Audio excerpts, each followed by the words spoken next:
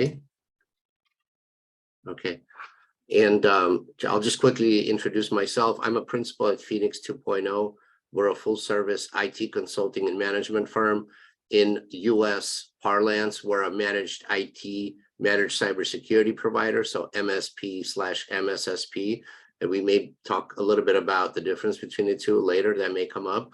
And the channel's been a big part of how we built our cybersecurity practice, because we leverage companies like Avant and Critical Insight, who are both here in our panel, to be able to figure out and curate the services that our clients, who are the end customers, need in terms of security products and services. So I also worked in telecom, which is an industry that uses the channel a lot to force multiply their own sales initiatives. So, and we thought that you might find that information interesting as companies who are endeavoring to ramp up your sales processes. So, okay, just a couple of housekeeping rules.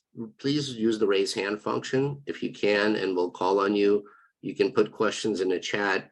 Definitely put your information in the chat so we can save the chat log and send that around to attendees and people can follow up with each other. Use kind of common etiquette. Don't sign people up for newsletters without asking, or if you do, hopefully you have an unsubscribe button, but just kind of be mindful of that kind of thing. But we can also curate troikas and introductions for people as well, if you want to be warmly introduced to somebody you met at the meeting. Let's see, what else? Acronyms and jargon, industry jargon. Not everybody here is going to know what an acronym is. And if we're going to use industry parlance, try to explain in layman's terms what that actually means. That'll be helpful for people as well. And let's go ahead and just quickly, 30 seconds, I'll go down the group of squares and just introduce ourselves. I'll call on you. 30 seconds, who you are, what you do, really quickly, please. Isaiah, you're on my next right quadrant. Perfect. Good morning, everyone. I'm Isaiah Hogberg. I'm the Regional Vice President for the West for Avant. We're a services distribution firm. So as Alex was talking about before, being a partner behind the scenes to help them take solutions to market. So we have around 300 different companies that we help them take their solutions to market in a couple different verticals of products, from data center to cloud to a lot growing in the managed security space. So good to meet all of you this morning. All right, thank you, Isaiah. Mickey Welcher, please. Hey, Alex, Mickey Welcher here from San Diego. Thank you it's a pleasure to be here for the first time. My company is Solus Advisory. I'm an investment banker and I focus on raising capital for companies from startup to Series C round, focused mostly in technology, biotech, and healthcare, but I've also worked in other areas. Thank you very much. Okay, and Mickey, do put your link to your page about your services in the chat, because I think you have a unique kind of meet them where they are offering in terms of helping with fundraising that I think is pretty unique. So please do put that link in the chat when you get a chance. Thanks, Alex. Okay, Alan Jaffe, please. Hello, nice to meet you all. I'm Alan Jaffe with Top Speed Data. We are in Petaluma, California, which is about an hour north of San Francisco. I've worked with Alex for several years. We are kind of a boutique master / direct selling agent. So we bring together technology and clients, and we have folks like Alex who use us to help solve their customers' problems, especially if it's something that's not in their normal bag of tools. So that's us. Okay, yeah, great suite of telecom and security products that Alan has in his portfolio that I wouldn't otherwise have access to, because we don't carry the kind of volume that a master agency might require. So I go through Alan and I get very good customer service. So that's part of the channel model that we'll talk about. There's kind of a tiered model there. Wonderful. Israel, please. Israel Margolin. Hi, I'm I actually know Alex through a nonprofit project that I've been working on, but I live near Beersheba, so I guess I'm coming next week. I am. It's already on my calendar. I'll email you for the details. Sure. I wear two hats. I'm a salesman by profession, and I work in Israel to find investors, seed investors. Right now, my concentration is mostly on VR, but I was into biotech for a while, but now it's mostly the high tech, not telecom anymore. I don't do telecom. I do, like I said, mostly VR. And I also use my sales skills to raise money for some help nonprofits in Israel that are at least $2 million in budget or above, raise money, mostly from English speaking foundations. Usually it's from professional investors, not individuals. And that's enough. And I linked onto Alex. And until 10 minutes ago, I was Alex Rayter. And now I have my real name back. So everything is cool. All right. Anyway. Thank you, Israel. Good to have you here. Ari Shen, please. Hey, good morning, everyone, or good evening for the folks in Israel. Thank you, Alex, for inviting me. Sharon, nice to see you again. CICC, yeah, I think I've been on the board of CICC about 20 years ago when we had a board in Southern California with Jacob and many others, but now it's Northern Focus, which is great. Always a pleasure.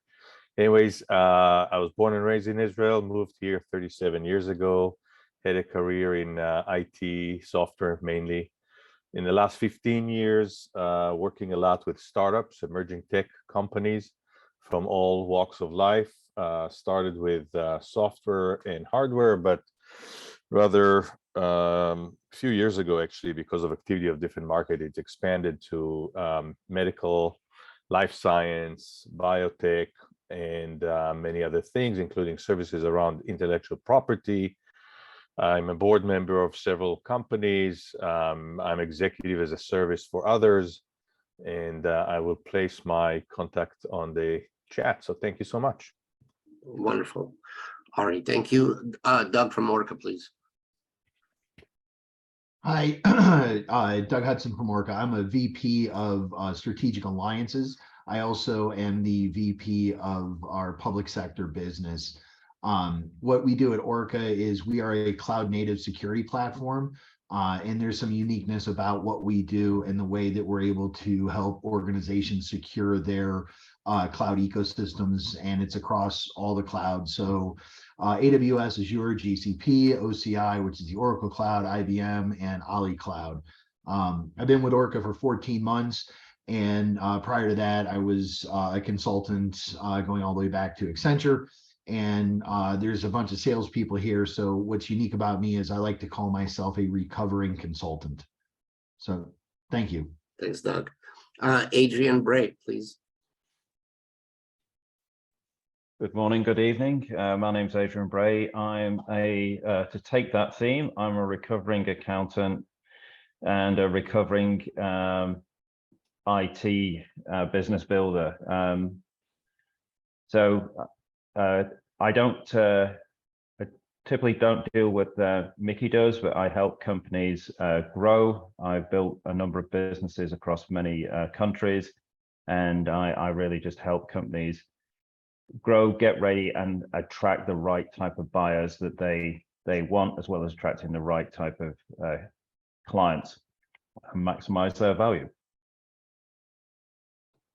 Adrian wears many, many hats, some of which maybe we'll talk about later if it's relevant. He's a leader of a very, very good group in a large networking organization. So Adrian, thank you for all that you do. Shmuel Silverman, please. Oh, thank you. So good morning and good evening. Can I speak Hebrew? Oh, no, okay, no Hebrew. Multi-innovation. I started as Director of Advanced Technology and Strategy in Motorola in the US. Led multiple advanced technology projects, worked a lot with startups, usually try to crash them buy them only if I have to, work around them with IP, set all sorts of traps to make sure that we own the standards, nobody else. We used to make $150 million just from our IP and standards, so we could do good vision of picture of the future and how to control standards using technology and using IP. And when I left Motorola, I started to do it for startups. So now I work with startup organizations, first and foremost, understanding their business, identifying what is their competitive edge, and then how to protect that competitive edge. Competitive edge could be a business and part of your business strategy, but in most cases for tech company, it would be technology. And it's something that somebody else cannot do regardless of how much money they have. So when you show up to the table to negotiate with the big guys, you have something in your hand that they cannot take away. I used to take away things if you didn't have them. So if you showed up as, a youngster with wonderful technology and I could take it away from you, I just did. Now I'm on the other side. I work with those startups to make sure that they do not show up to the table and their lollipop being taken away from them. Shmuel Silverman, Multi Innovation. Thanks, Mo. Amy Palmer, please. Yes. So if you've seen me moving around this morning, it's because I have a very naughty dog that is in the room with me. So it has been such a challenge and I'm so sorry. Glad you're here. Yeah, hopefully everyone's doing well this morning. I am Amy Palmer. I'm the director of channel for Critical Insight. And if you guys are not familiar with Critical Insight, they are a Seattle-based company that we have a full range of professional services and also MDR offerings. And we love partnering with Alex and his team because they are awesome and they always bring us into wonderful things like this. So I appreciate being here. I'm very open book. So if anyone has questions for me, please let me know. I have worked for multiple channel organizations or worked in channel for multiple organizations. And the one that I work at now is not a startup quite now. I've been here for 3.5 years. So we've been building our channel for quite a while at this point, but I'm definitely here to answer any questions that you have around that.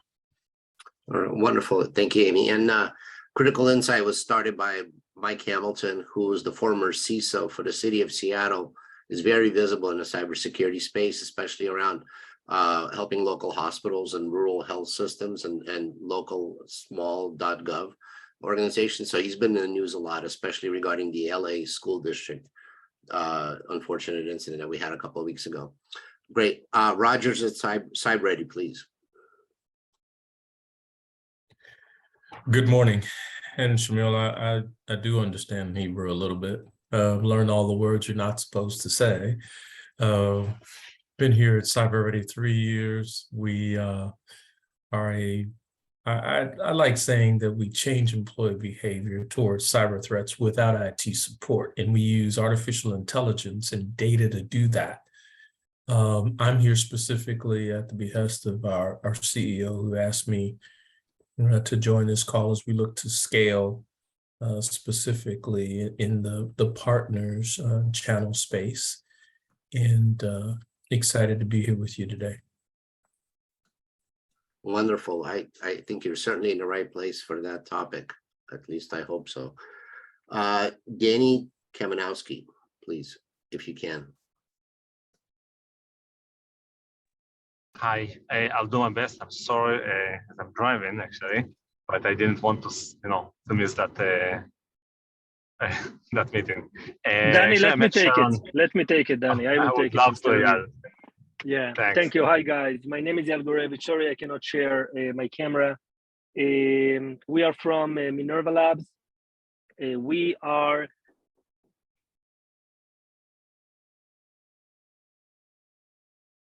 sorry, don't know why, but we actually have a solution that solves the ransomware problem.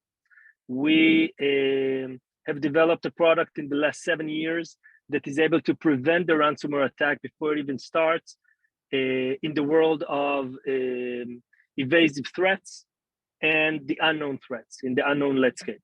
One of the crucial thing in a ransomware attack, and many CISO miss it when talking about a ransomware attack, is that the kind of the understanding and it's weird saying it, but this is something that we meet on calls on a daily basis, is the people are convinced that the ransomware attack is the actual encryption stage, meaning when the environment is encrypted and you get that scary message that you are under attack and pay me XY Bitcoins. But the reality is that the ransomware attacks start on average 6 months before it even does anything in the network. And on those stages, the malware or the bad actor use a lot of evasion techniques in order to bypass all the security measurements in the organization. And this way is able to go in a stealthy way and create a lot of damage. What we do, we develop the technology that is based on 7 granted patents that is actually able to stop the evasive malware by creating an environment where the malware refrains from execution. So if the malware uses evasion techniques, or any other technique to bypass existing solution, it won't be able to run in our environment. And not only that we stop it, we also identify it before it even starts and give these insights to the security team. In the last 7 years since the company was founded, none of our customers ever paid ransom. And we have more than 1,200 customers worldwide and more than 1 million endpoint deployed. Okay, great. Eyal, thank you very much. I'm glad you were able to say a few words. So I'd like to start the panel at 9 o'clock. So we have 7 minutes and a few more people. So just be mindful of that. I don't mean to rush anyone. We just have a great agenda that I want to make sure we get through. So when I call on you, if you're unable to speak, it's okay. We just want to make sure everybody gets a chance to introduce themselves. Zaki Rosenberg. Zaki? Sorry, I'm here. I'm just going to be listening if that's okay for now. Sure. Is that okay, sir? Yes, absolutely. Thank you. Appreciate it. Thank you for coming. Ran from Sayolo. Hey guys, good morning, good evening. So Ran Shenhar, I'm actually on the technical side of the house here, but at Sayolo, we're the leading ZTNA 2.0 identity-based secure remote access. My colleague Kira is here. She is more on the channels and partnership side. So I'll finish with that. Wonderful, thank you. Let's see, Kira, would you like to say a couple of words? Sure, absolutely. Thanks, Rand. Great to meet you all. My name is Kira. We are an Israeli startup based in Tel Aviv. I, however, live in Bethlehem, Pennsylvania, the other Bethlehem in the States, and responsible here for the channel. And we are Series B right now, but we have a strong foundation that we're building, and distribution being a key element of, I guess you can say, the key to success here with our channel organization. And so thanks for having me. I'm really excited to be here and nice to meet you all. Okay, great. Thank you, Kira. Jasmine Hami. Hello, everyone. I'm Jasmine from Continuity. I'm heading channel security partners here at Continuity.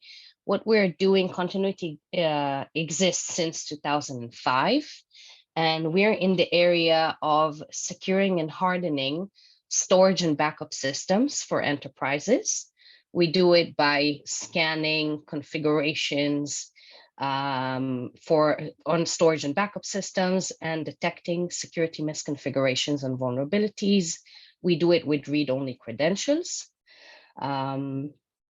And we're definitely interested in expanding our channel partners' footprint in the US.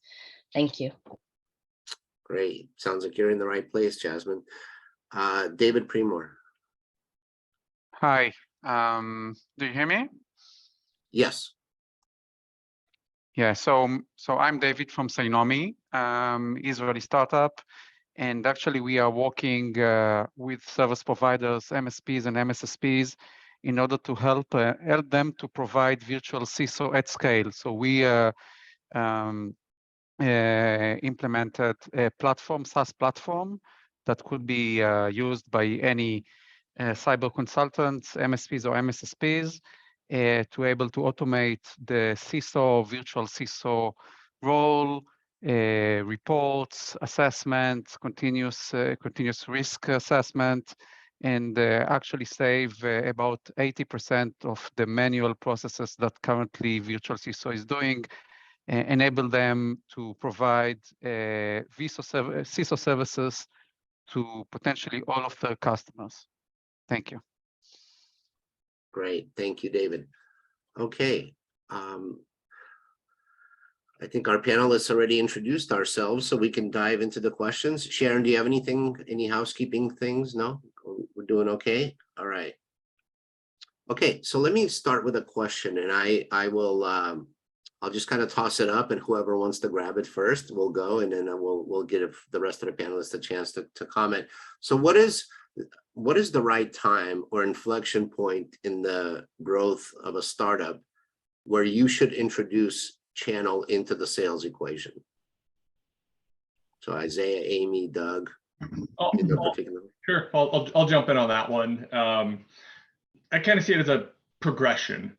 And what I mean by that is, everybody thinks of channel as that kind of force multiplier to take solutions out to market, but it's also that feedback loop of defining and refining products as well. So I'm a big fan of, even in those kind of beta times, finding those close partners that you can partner with to get that feedback loop. So when further down the line you're ready to actually push full force into the channel, you have a proven model that you can reference and say it's worked in these scenarios with beta partners, and it sets you up for success when you are more ready down the road to actually fully fledged enter the channel. Once you have your margins, your ideal clients, and you have that full structure ready to go. Yeah, I agree with you. Yeah, go ahead, Amy. Sorry.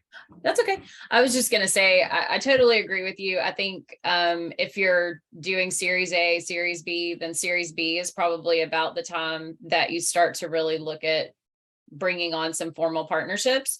And then when you're in the Series A, it's more like what you're saying, in that you're kind of getting feedback from them so that you can start to build your program, but that you're getting the right information to go into that with, and figuring out who your ideal partners will be. And Amy, you just kind of stole my thunder a little bit, which is good. At ORCA, just as kind of a ramp to kind of show, the first 2 years, kind of through Series A into Series B, as Amy was saying, we had a one-to-one model, right? We had a lot of salespeople going out and working individually with organizations. As we kind of started getting through that Series B and into Series C, is when we looked to build out a channel program, and we needed to be able to A, scale, and then B, be able to have the infrastructure to support all those channel partners. And now what we've done is we've gone from just recruiting as many channel partners as possible to now we're working through to refine those true value partners so that we can have that targeted and tactical approach with them, and being a good partner to make sure we're servicing them in a way that drives value and revenue, but also services ORCA in a way that doesn't overwhelm us with a bunch of one-offs and that stuff. So yeah. Great.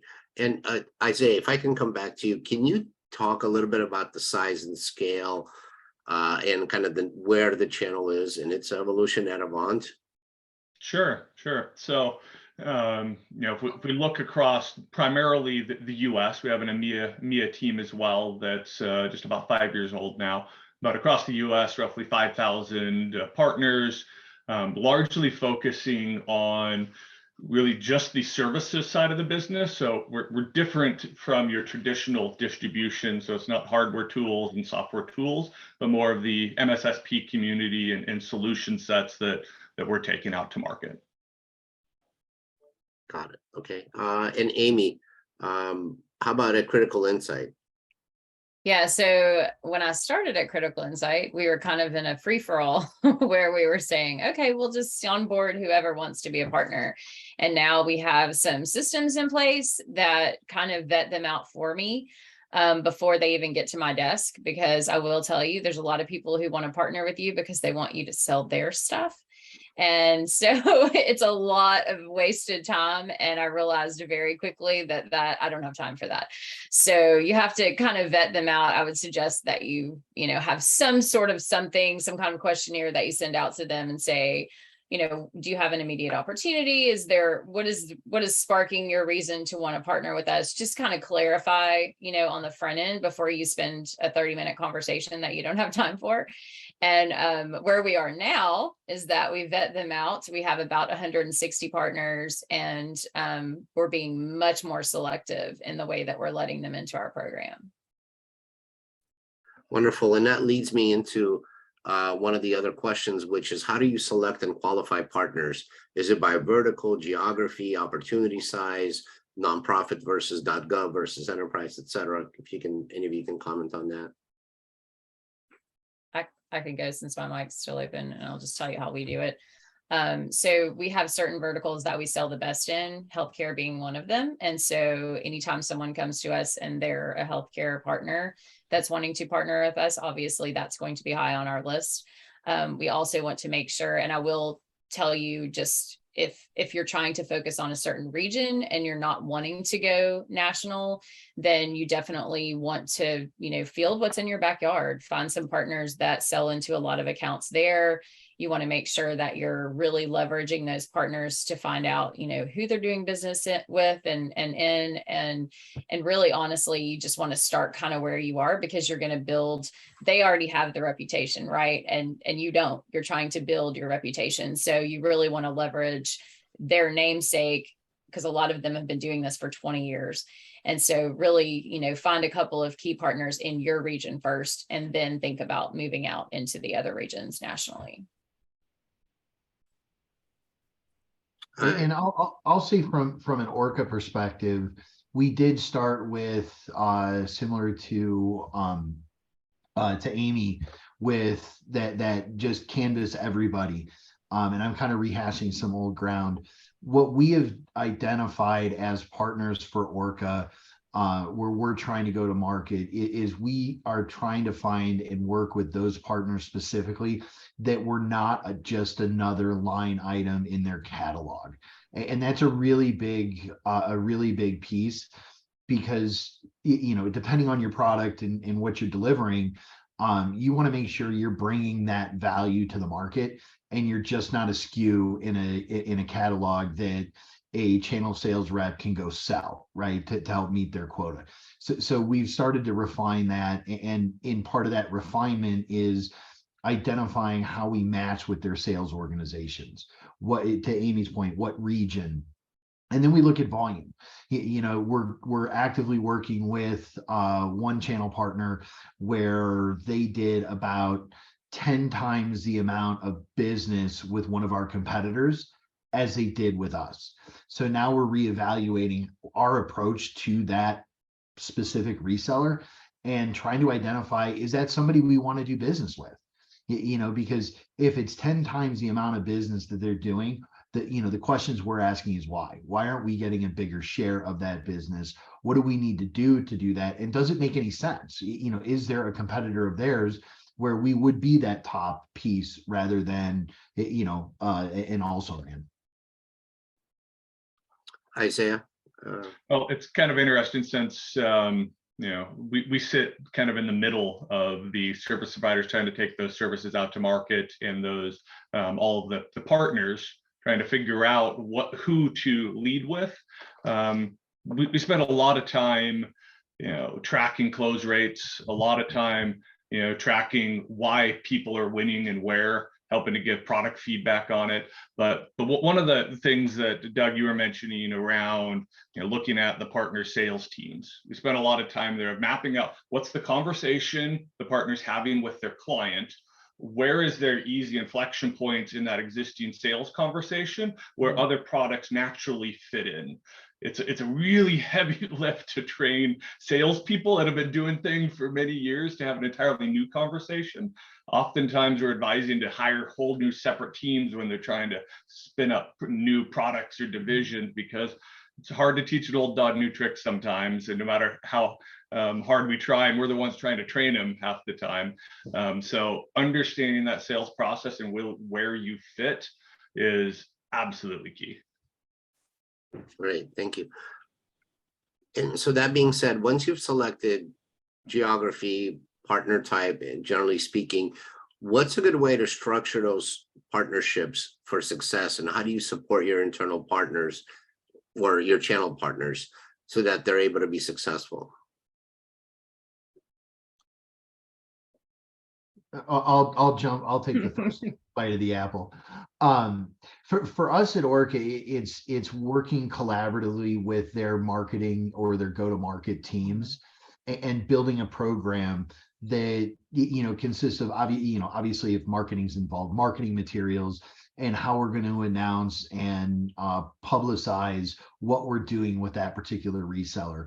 That really the next level down then for us is working into their sales organization the right sales material, collateral, and training.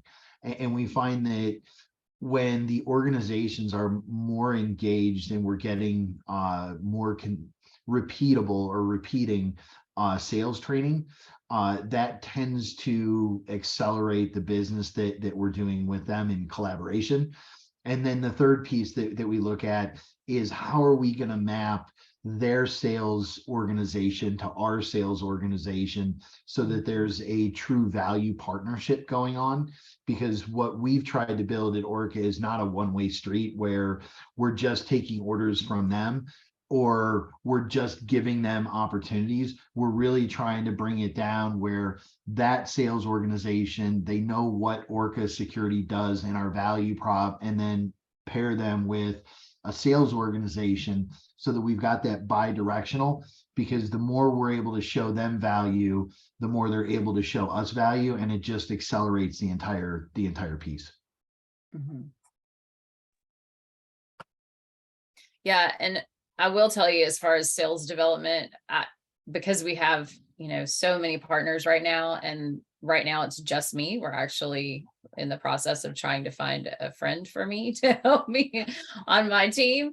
And so because I realized that, I don't have a lot of time or resources to do all of that stuff, and that's a real big undertaking. What we've kind of done, or what I kind of laid out for our team, is that we need to have regular trainings with our teams, with not only the sales teams but with the SEs. And so every month I try to have, and sometimes holidays get in the way, so just whatever, but you try to have your sales teams on one call, and we'll try to find something that they keep asking about, that they're not understanding the partner portal, or they don't understand how to give our value proposition, or whatever the topic is. You try to pick something that's going to try to draw them in, because you want their attention and you want them to attend.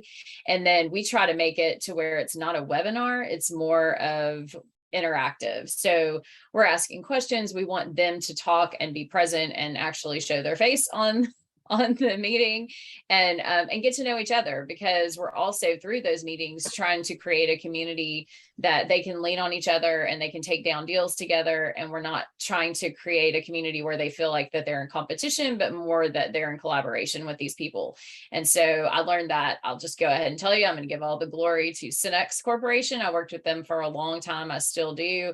And they talk about the power of partnership all the time. And I really, truly believe it helped me thrive when I was working for a VAR and trying to run a VAR and trying to take down big deals that we really didn't have all the components to meet all the regulations and whatever.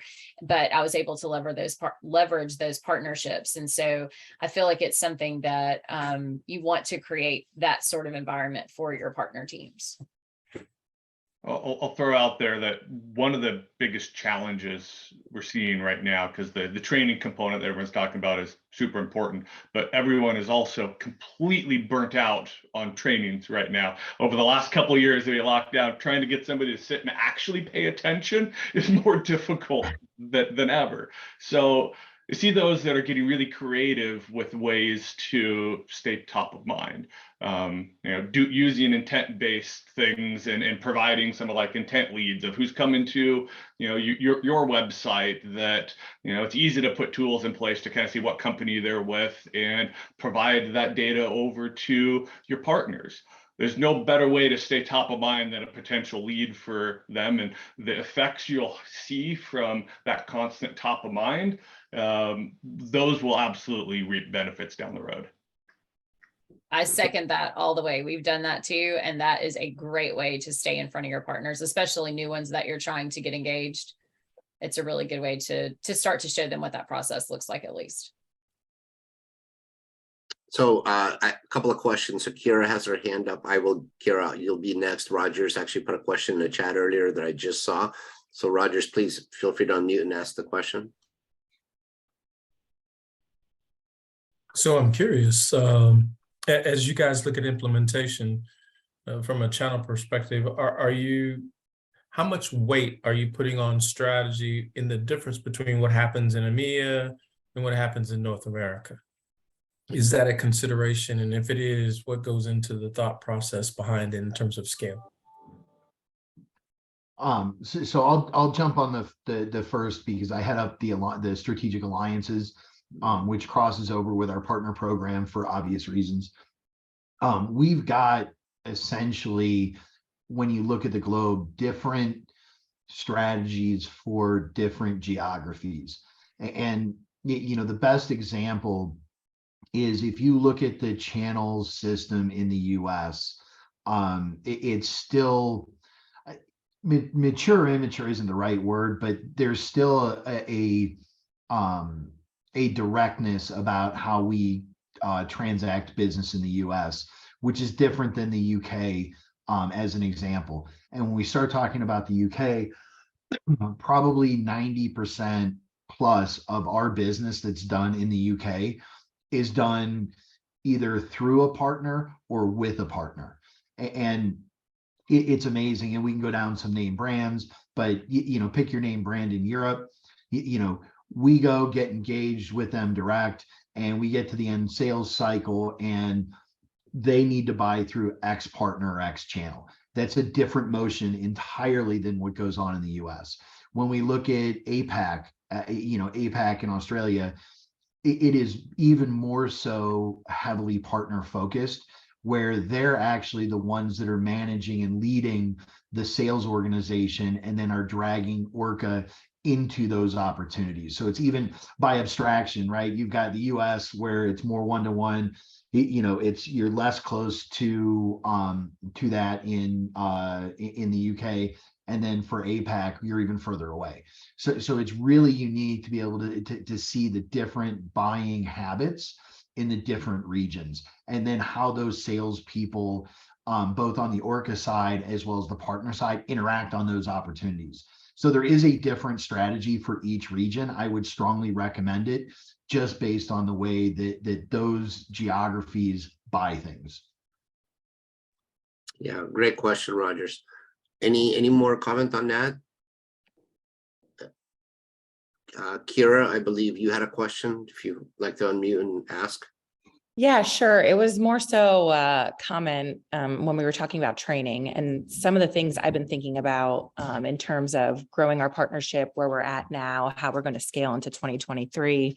The SE and SA trainings came up as, a key topic for me to focus on, knowing that typically the SAs or SEs out in the field are the ones that are really the subject matter experts, and you have the actual sellers as more of, let's just say, the advisors, right?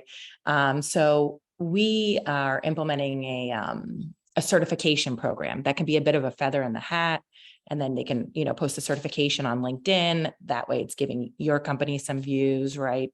And then we're also, when I say incentives, we're thinking about actually giving a gift card and working on an SA, SE type of tiered spiff program. So I wanted to know, in terms of incentives and really driving business and trying to stay front of mind, in addition to what Isaiah mentioned with the intent-based leads. By the way, we've worked with Isaiah. His team is great. We've closed our first deal through one of the Avant providers. So we thank you for that partnership. But going back to just incentives and spiffs in general, do you think an SA, SE type of incentive and spiff would really help our organization as an extension of our sales team?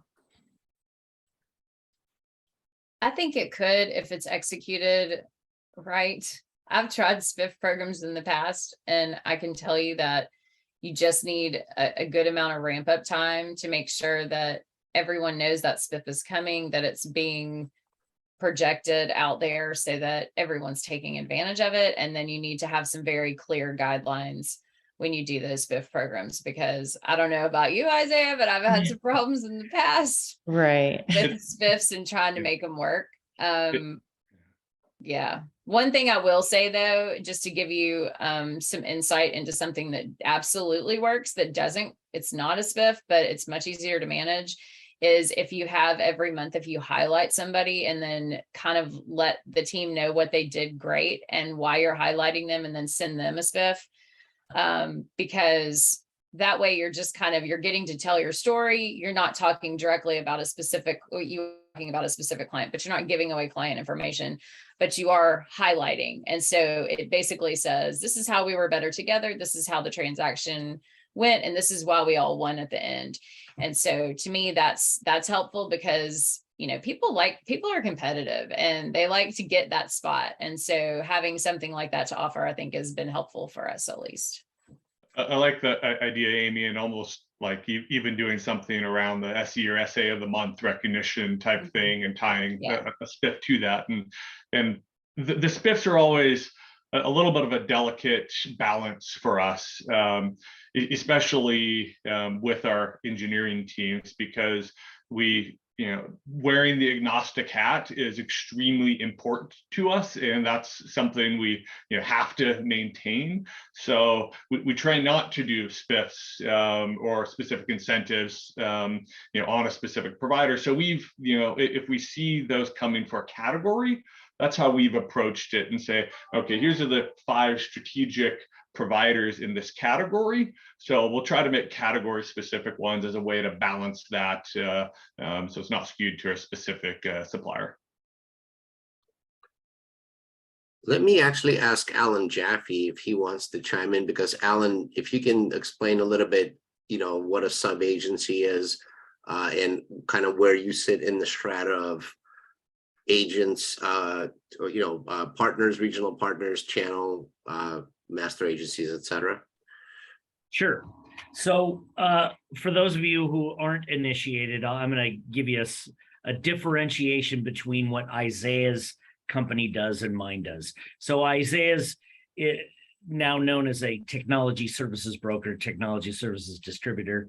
We're really considered a direct selling partner, an agent that sells directly. We have many contracts directly with service providers or manufacturers that we've negotiated on our own. But we go to people like Isaiah to fill in our portfolio with services that we don't have, or providers that we don't have. And as was indicated before by Alex about us, you do that so you don't have quotas with every provider out there, right? If you're signing up, and those of you who have dealt with the channel, you want a partner that's gonna, push your product or your service as much whenever it's appropriate and a good fit, and as much as possible, right? So we sit on that, as Alex said, we kind of straddle 2 worlds. As an agency, I want my folks, some of whom are card carrying top speeders, some of whom are like Alex, who are managed service providers that come to us to fill their portfolio and provide more services to their clients. So when a provider comes to me and says, hey, I want to run an incentive, I agree with what was said before. A longer runway for spiffs is good, and spiffs are fine. We don't focus on what's going to line our pockets. We're really focused on what is going to help our clients the most, right? As will any direct seller that you're trying to recruit.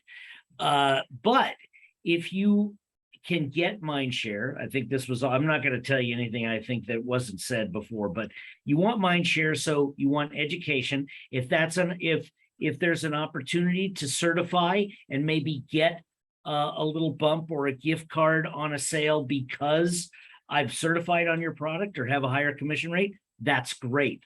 Especially if it's something that I feel like I can provide to my clients all the time. So we like that.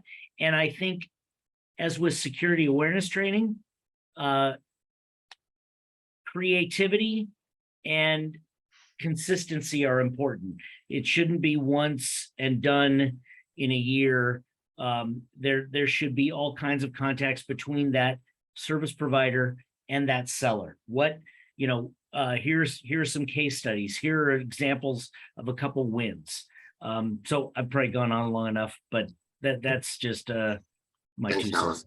I appreciate it very much. Jasmine, you have your hand up.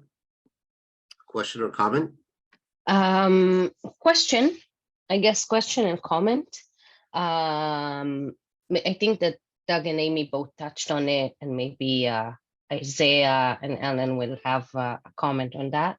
But to my feeling, the landscape of channel partners has changed in the past few years. I think I'm experiencing a bit of vendor fatigue when approaching channel partners that I've identified suitable for us.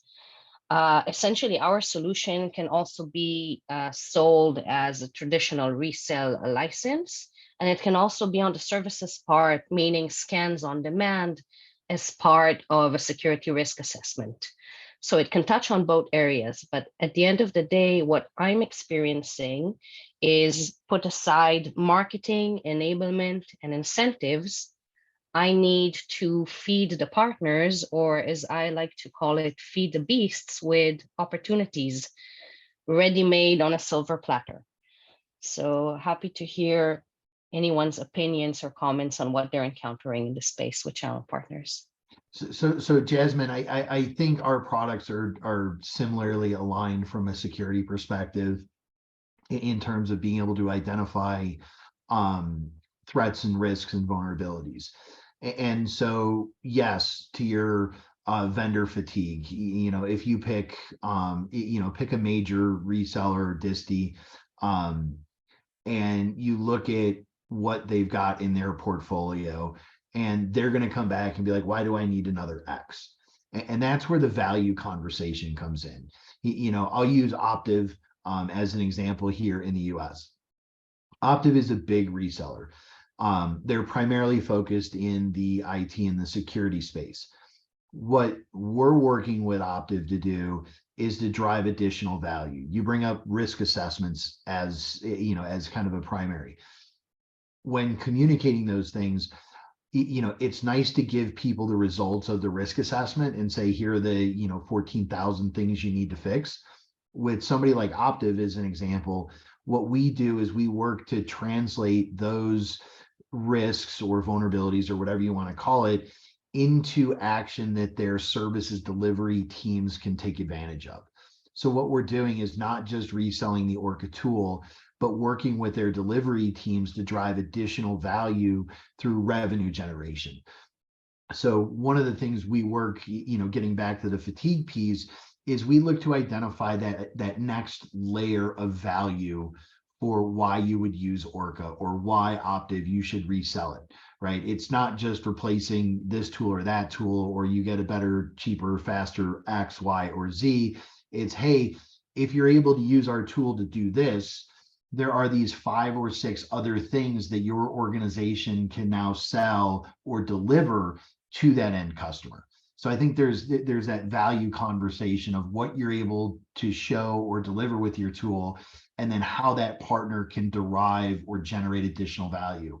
I'll throw it to Isaiah or Amy, to add on to that. Well, I think it's a perfect point, and it's a metric that we track even between disparate products of what's that attachment rate when a partner's selling this product. Are there other vendors that are commonly also sold to that client, and then trying to break that down by all the different verticals of different clients as well. So that's a absolute great point that frankly we don't see a lot of suppliers and vendors in the marketplace diving enough into that. Yeah, and you just always want to, I mean, we say that we're channel people, but we're salespeople. And so I try to sell people on why they would want to go with our team. And some of that I may say, and I'm being, you know, very genuine when I say these things, but you really just want them to understand what the value is that you bring, right? Because they have a lot of choices out there. And so, you know, for us in particular, they could, you know, if they align with us in the healthcare vertical, then I make sure that they know that we're the choice for the AHA. And so that gives them easy ins into their clients. And, you know, AHA already vetted us, so then they don't have to, because they did their homework for 1.5 years, picking us out of multiple providers. And same thing with Vizient. You know, we're on the Vizient contract as the only authentic MDR. And there's a reason for that, because they vetted us out just like the AHA did. And they were not in cahoots with each other. These were two totally different engagements. And so, you know, you want to tell them the things that single you out when it comes to the category that you're in. The other thing that I try to, you know, always, I guess, give my resellers and my partners is that, you know, hey, we can help you with marketing. Like if you don't have a big marketing team, if you're working with some, you know, some small and medium businesses, they may not have that extra stuff, but if they know that you're willing to take the time to help them ramp some of that stuff up and help them do a press release, and they don't have to pay for it, and, you know, these other things that make it easier to go to market together, then, you know, they may find value with you there. And that may be something they were never offered with the other team. So just think of some little things that you can kind of connect with them in, and that set you out, you know, apart, and try to go with those and just kind of minimize the other things is what I kind of do. Rogers, you have your hand up. You have a question? Thank you. I'm curious about for Doug, Amy, and Isaiah and others, from a strategy perspective, at least in North America, everybody wants to work with the big boys, right? CDW, GuidePoint, et cetera. How do you look at that graduated strategy to pick where you start? Is it low, medium, high? And as a secondary, to add to what Amy said in her introduction, we've done Series A. So yes, we're doing feedback, and yes, we have prove-it deals with, you know, some of the, I'd say, mid-size channel partners. But I'm curious about that strategy of picking, is it low, medium, and high, and what's behind the choice of low, medium, and high for, you know, choosing to work with someone in that space? I think it depends on who your customer base is, because different partners are going to go after different customer bases.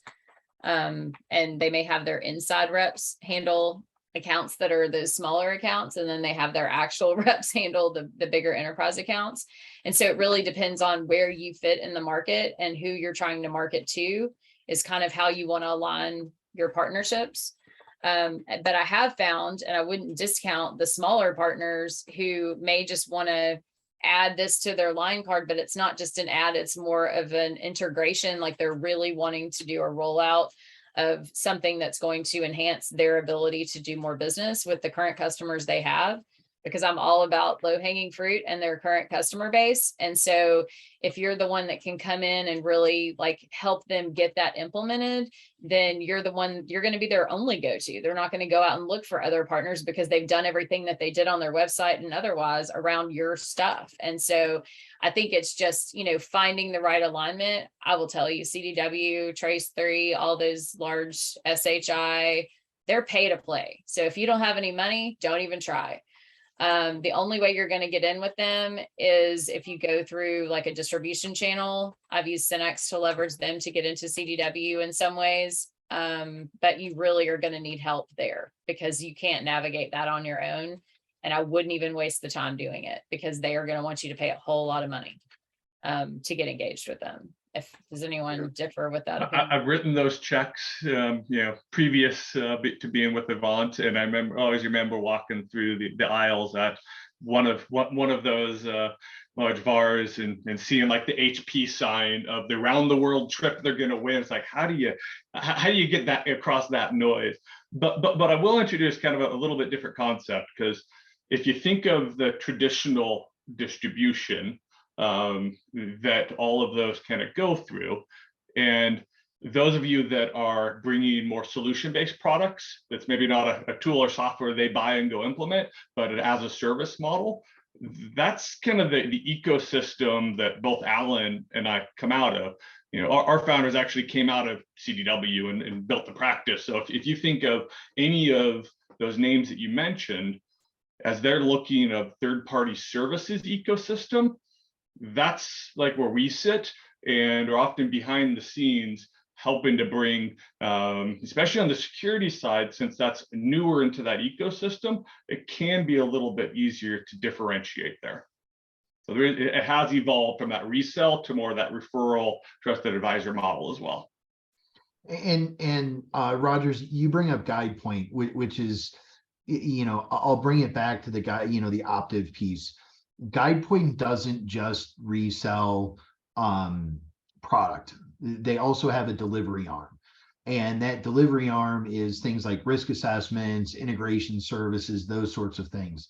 So one of the things that we do specifically with GuidePoint is to start to align the service delivery or consulting arm of that organization, or even that managed security services, maybe they have a SOC, align that with our product. So again, when they're going to resell ORCA, and Isaiah brought this up earlier, there's a tie over to additional add-on things. So there's a value conversation from our perspective, and we are going through this right now, and winnowing down, you know, the 800, it's not 800, but the, you know, the 100 and some odd resellers and partners that we have, to really a target probably 15, and ranking them from, you know, essentially tier 1, tier 2, tier 3.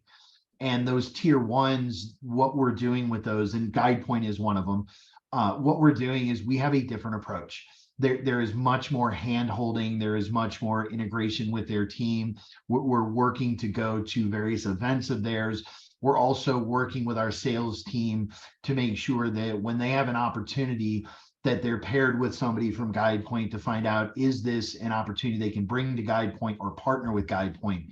Because what we're trying to do is drive that parity and value, so that we're not just with our hand out to GuidePoint saying, where's our opportunity? When are you going to sell more stuff? And here's a whole bunch of spiffs and training.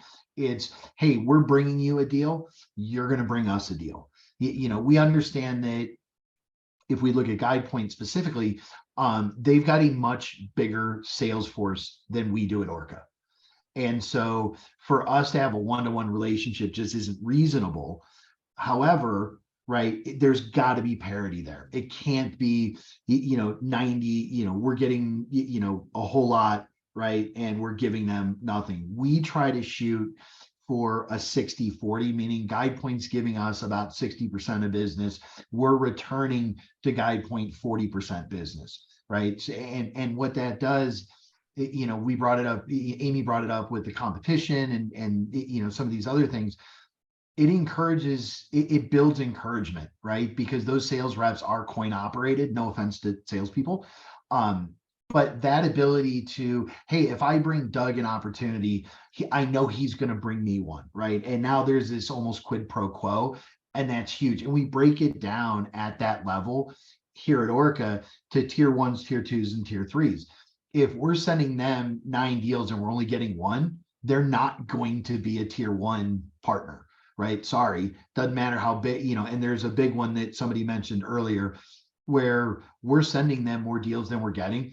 They're a huge international VAR, and they're in our tier 3 model because we're not getting that reciprocity. So hopefully that helps.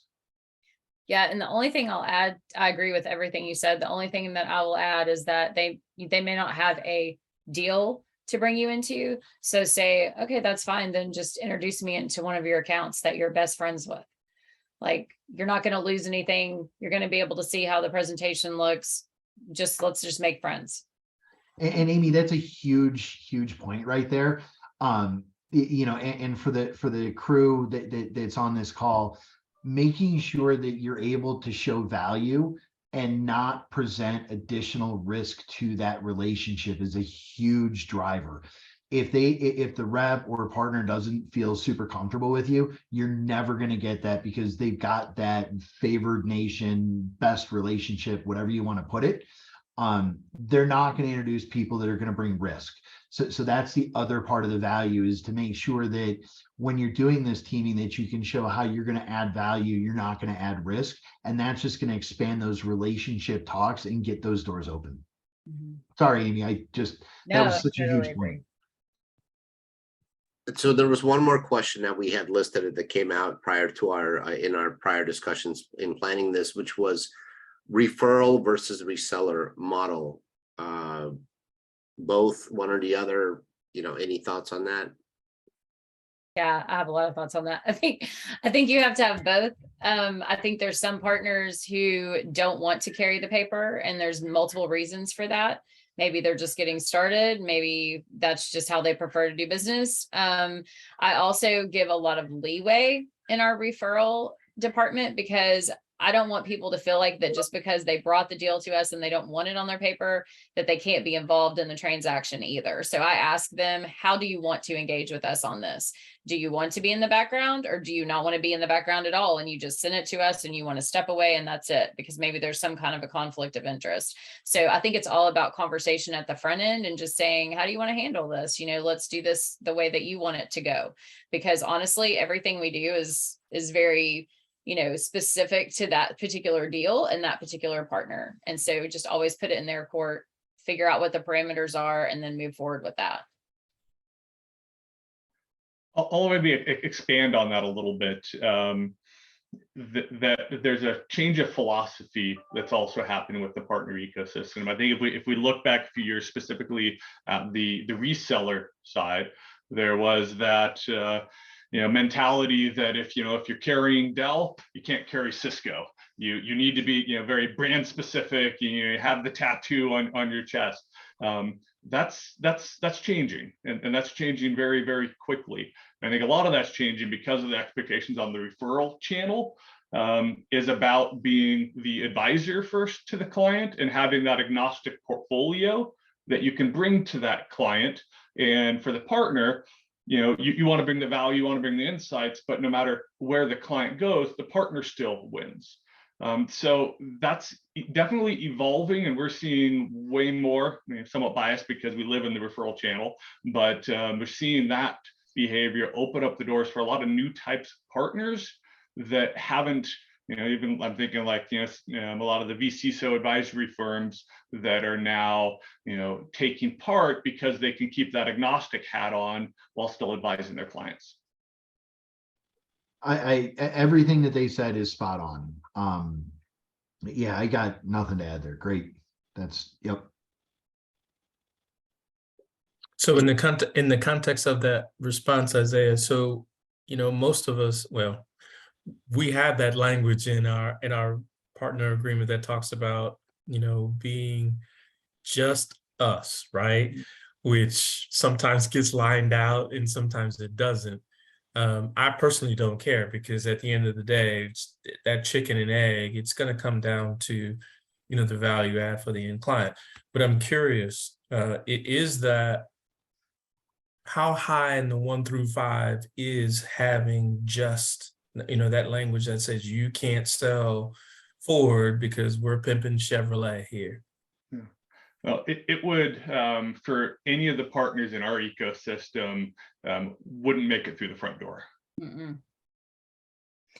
And I can say, we do work, I mentioned, I had our public sector, and with the federal business, we have to do business with Caresoft. Caresoft's a massive distributor.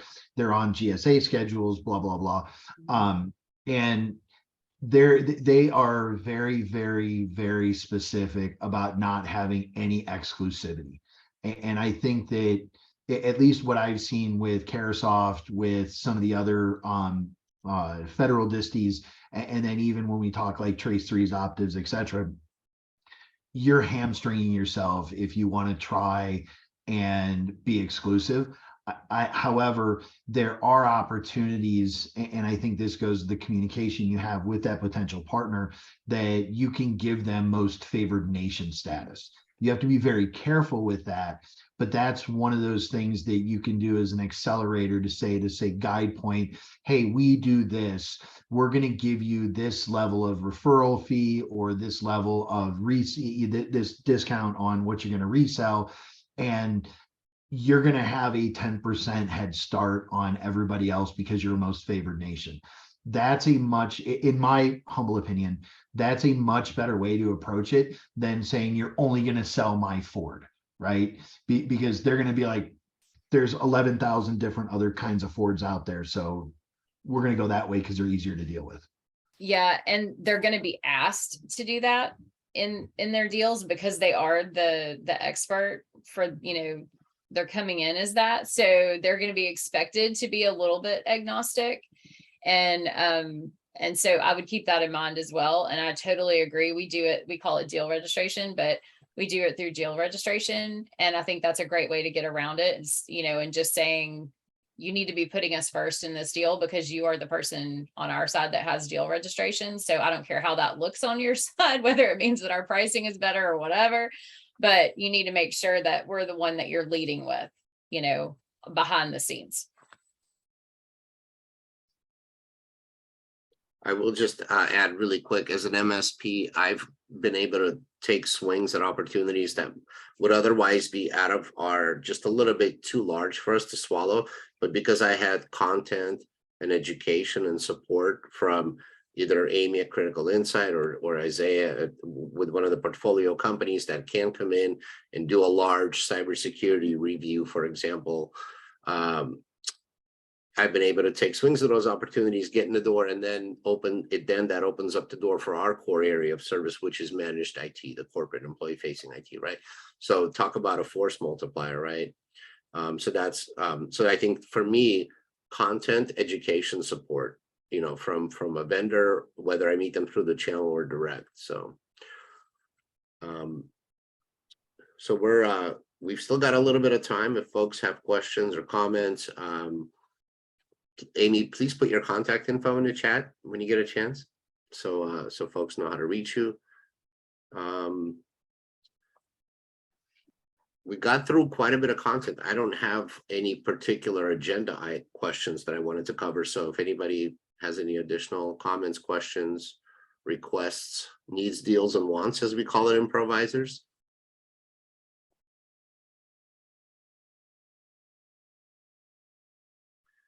What other topics would people want covered from CICC in the future in terms of content?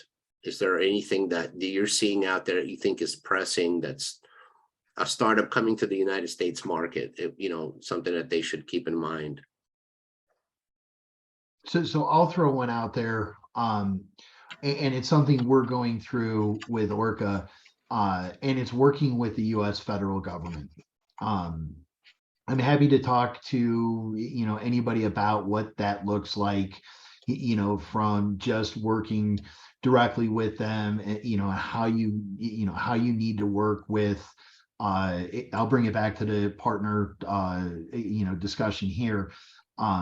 That's a different partner approach entirely. Working with the federal government is a different approach entirely. So I think that would be one thing that would be good for a lot of startups. There's a lot of different incubators. There's a lot of different accelerators and innovation units associated with the government that startups can get involved in and get shepherded into departments, agencies, contractors, subcontractors. There's an entire ecosystem that can be taken advantage of, and it's a really nice accelerator. We, as an Israel-based company, like everybody, I believe everybody here is an Israel-based company, are able to work with that. And there are some tricks to the trade to make sure that you adhere to all the requirements or compliance requirements. And those are big, but it is an accelerator. It does take a little time, but there are a number of places where you can go and get additional exposure for your product or services that are going to be tailored to the federal government that just helps folks out. So that would be one thing that I think this would be good for this group, is to have that discussion. Thank you, Doug, for that. And Hey, it's funny that you mention it. Iris, who is our Director of Business Development, she's actually developing, as we speak, a boot camp, which is a 2 weeks program to talk about government contracts. So it's going to be very intensive. We're going to bring people from the DoD and central government, federal government, California, and some others, and we are going to lay down. And we are also going to bring actual real opportunities where, project where we know there is money. So this is going to be held in March of 2023. So it's a few months from now, but this is something that we also noticed, and we got some requests from different Israeli companies in our, in our network. So this is in the making. Thank you so much, Doug, for mentioning it. We didn't speak about it beforehand, but if you know anyone that will be interested in participating, just let them know to follow our activities. We will have some more publication coming up soon. Sometime in December, we will have everything prepared for that. And Sharon, if you want any, I'm happy to help wherever. We're going down the process. For us, there's something called FedRAMP. And so we're going down that process, and there's a whole bunch of nuance there. So, happy to help, lean in, provide information, bring experts to the table, whatever. But I am now becoming intimately familiar with that process and happy to help wherever I can. Perfect. Thank you so much. Me too, Sharon. I just wrote to you about it because I've been involved with direct channels into the armed forces, the variety of armed forces here. Each branch actually has their own technology center. Sometimes there's grant money there, definitely direct access to government contracts, and a lot of support. So I work with some good people that came out of this system and are in the ecosystem now surrounding those centers. So let me know if you need anything on that front. Perfect. Thank you so much. Thanks, Arya, for that. Sure. We definitely, I'll make sure Iris will contact both of you about that program. Yeah, and I will also add, CICC does a lot of great programs. There's med tech related, life science related track of programs, boot camp. So if you're a guest of mine who heretofore hasn't interacted with CICC, check out their website, follow them on LinkedIn. They're very active on social, and conversely connect with each other on social media as well, and show your support. That way, help amplify each other's voices and services and products to the extent that you're interested in, and approve of those products and services. So no pressure, but yeah, let's use the digital platform to all its glory. Anyway, thank you everybody for attending, especially our speakers. Let's give our panelists a hand. Isaiah, Amy, Doug, thank you very much. This is brilliant. If we and have, thank you, Alex, for taking the lead on that conversation, on today's conversation. It's been really interesting. I learned so much. Every conversation that we host at the CICC, it's an educational one for me personally. It's great to see all of you here. As Alex said, if you are interested in more programs with the CICC, everything is on social media, on our LinkedIn page, Facebook groups, and so on and so forth. Of course, our newsletter that is coming up. If you weren't here when I mentioned, we are going to host an in-person event next week in Beersheba. The focus is, it's part of our cybersecurity series of seminars. It's going to be great. We have great speakers coming from California and also some local Israeli startups. And if there is anything else that we can do for you, please reach out. My contact information is in the chat. If anybody else would like to stay in touch, I saw some people did include their information in the chat. This session was recorded and it's going to be available later on the CICC YouTube channel. If you know anyone that can benefit from this conversation, please direct them to the CICC YouTube channel, where this is all going to be posted probably later on tonight. Thank you so much, Isaiah, for taking the time and being with us. Doug, thank you so much. And of course, Amy and everybody else. Alex, couldn't do it without you. Thank you so much and have a wonderful rest of your day. Thanks, everyone. Thank you. Thanks, everybody.